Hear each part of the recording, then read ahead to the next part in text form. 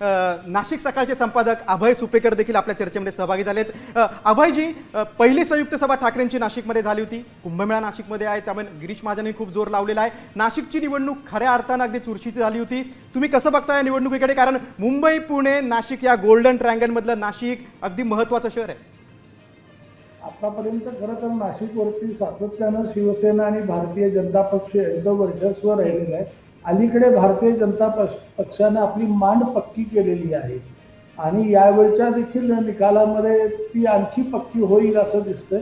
फक्त जो 100 पारचा नारा दिलेला होता तो गाठता येईल का नाही याच्याबद्दल मात्र निश्चित शासनकता आहे। सध्या ज्या स्वरूपाचे आकडे आपल्या समोर येत आहेत हा मुळात कल आहे। कलामध्ये थोडंफार 5-10% इकडे तिकडे होऊ शकतं। भाजप 52, शिंदे सेना 55 अशा स्वरूपात 107चा आकडा, 122 पैकी 107चा आकडा जर नाशिककर हे महायुतीला देत असतील, पण या ठिकाणी शिंदे सेना ही नंबर 1चा पक्ष म्हणून समोर येताना पाहायला मिळते आणि एक मोठी चपराक आहे ठाकरेंना, दोघेही ठाकरेंना। कारण राज ठाकरेंनी महापौर बसवला होता नाशिकमध्ये, त्यानंतर सातत्यानं अपयश येत राहिलं।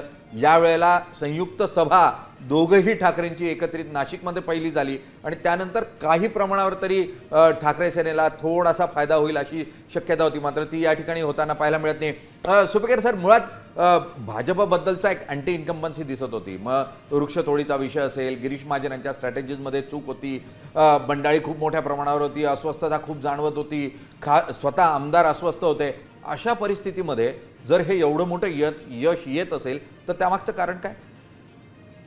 यामागचं यश म्हणजे गिरीश महाजनांनीच पुन्हा एकदा लीड घेतलेला आहे।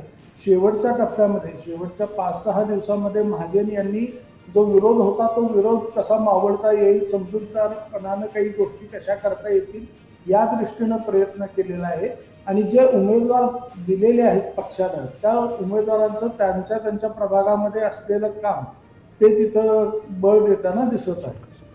अगदी शीतलजी, तुम्हाला बोलायचंय? मला ना पुणे, पिंपरी चिंचवड आणि इव्हन नाशिकच्या अनुषंगाने एक मुद्दा मांडायचा आहे की मला वाटतं की या संपूर्ण प्रक्रियेमध्ये एक गोष्ट उद्याच्या निकालानंतर अगदी साफ स्पष्ट होईल की डिजिटलवर जे काही नरेटिव्ह सेट होतं ते नरेटिव्ह आणि ॲक्च्युअल ग्राउंडवर जी काही प्रक्रिया सुरू असते याच्यामध्ये प्रचंड तफावत दिसून येते।